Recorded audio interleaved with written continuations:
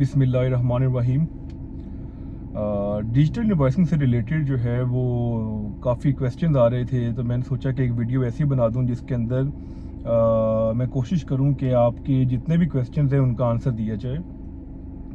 एक बड़ा important question और बड़ा मज़े का क्वेश्चन ये था कि लोगों की क्वेरीज थी कि हमने ऑन बोर्डिंग कर ली है, हमने जो एक सैंडबॉक्स है, हमने सैंडबॉक्स टोकन जो है वो अप्लाई कर दी है, हमने प्रोडक्शन टोकन है वो अप्लाई कर दी है, हमें दोनों मिल गए हैं, हमने ऑन बोर्डिंग में ये इंसर्ट भी कर दी है।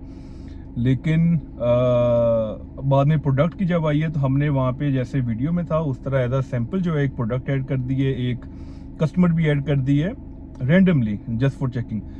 और हमने एक इनवॉइस जनरेट की है, वो हमारे FPR में भी अपलोड हो गई है, वो हमारे आइरिस में अपलोड हो गई है और टैक्सिट पे भी शो हो रही है। और जो टैक्स आसान वाली एप्लीकेशन है गवर्नमेंट की, वहाँ पे भी उसका QR कोड स्कैन हो रहा है और वहाँ पे आ गई। अब हम क्या करें?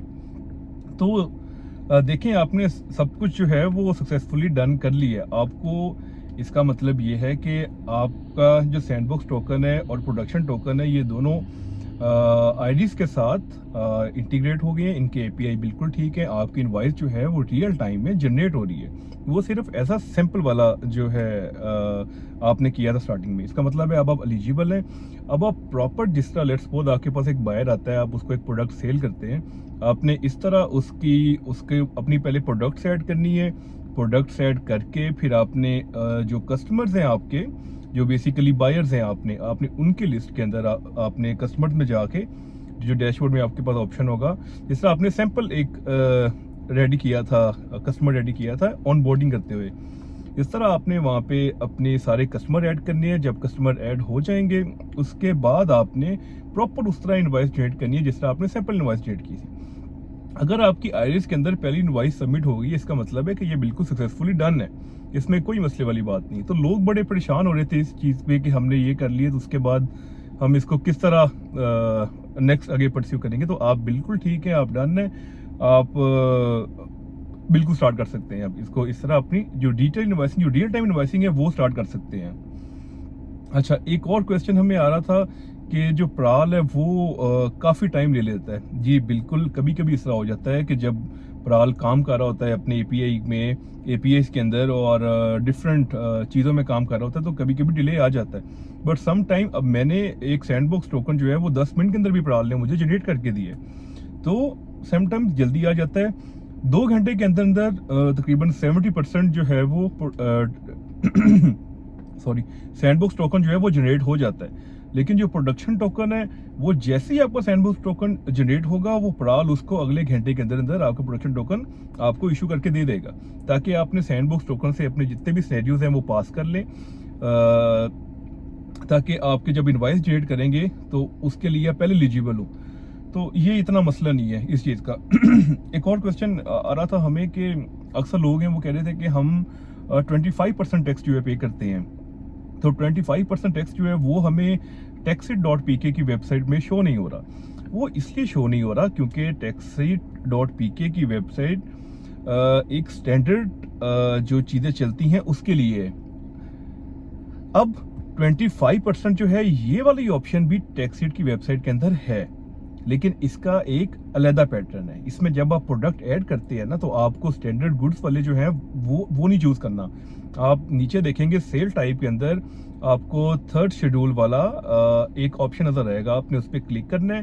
फिर जो थर्ड शेड्यूल वाले 25% टैक्स देते हैं, उनको पता होता है कि इसका एक वो आइटम नंबर होता है, डिफरेंट नंबर होते हैं, लोगों को पता होगा इस चीज़ का। तो आपने वो चूज करना है। जब आप चूज करेंगे, फिर ऊपर जो यहाँ पे 17-18% जो टैक्स आ रहा होता है, वहां पे ऑप्शन ऑटोमेटिकली आ जाएगा 25% का। जब आप वो चूज करेंगे, फिर आपकी प्रोडक्ट एज अ 25% यूज हो चुकी है, चूज हो गई है। तो फिर आप जब नेक्स्ट इनवॉइस जनरेट करेंगे, तो वो उस प्रोडक्ट को जब आप सेलेक्ट करेंगे थर्ड शेड्यूल वाली, उसमें 25% टैक्स ऐड होगा उसके अंदर। अच्छा, एक सवाल ये बहुत आ रहा है लोगों का कि हम ज़्यादातर उन लोगों को अपना माल बेचते हैं जो रजिस्टर्ड नहीं है। देखें, FBR की रिक्वायरमेंट ये है कि जो रजिस्टर्ड नहीं है उसको फर्दर टैक्स पे करना पड़ेगा, ताकि लोग ज़्यादा से ज़्यादा जो हैं वो रजिस्टर्ड हों।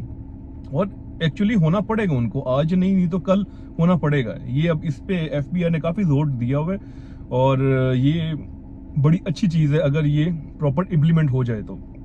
इसमें सब कुछ सेफ रहेगा, आपको ना पेनल्टीज पड़ेंगी, ना आपको दूसरे मसले होंगे। अच्छा, तो एक ये चीज़ होगी। अच्छा, एक नेक्स्ट हमें आ रहा था 6th शेड्यूल वाला, जिसके अंदर जो टैक्स एग्जेम्प्ट होता है 0% होता है। बिल्कुल ये वाली ऑप्शन भी हमारे पास है।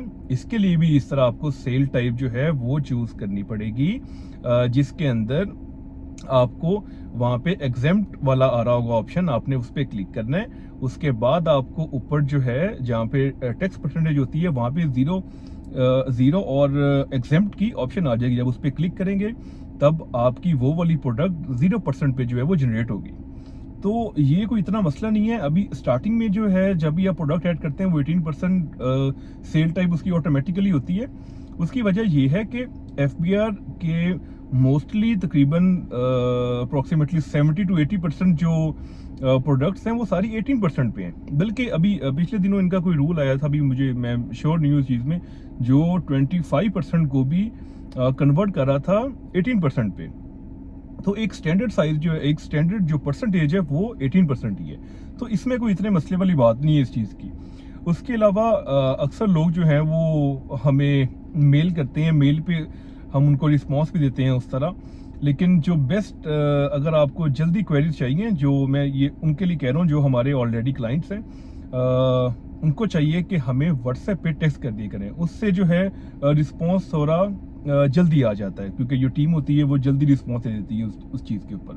बाकी अगर आपको किसी चीज़ की क्वेरीज की ज़रूरत पड़े तो आप हमें व्हाट्सएप कर सकते हैं। हमारे व्हाट्सएप का नंबर है 0320778553।